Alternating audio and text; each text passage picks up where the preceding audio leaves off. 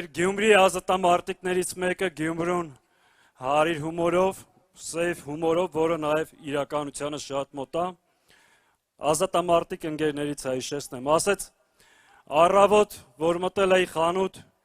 հաց առնելու անընդհատ մտքից մի բան էր գալի, որ հեսա դախլու տակից մի հատ դուս պրծուկ է դուս թռնելու, ասի ծո պատերազմի վաղթ, ես խիչ ես զովը, ես ինչ ես սաղ, Էդ քեզ փող որտեղից այդ թալանչի որ հաց ես առնում։ Ժորժ ջան, այս դառ իրականություն է։ Ու այս խոսքը Հայաստանի Հանրապետության վարչապետի մասին է։ Այսօր ռուպրը ձեռքին ընկել է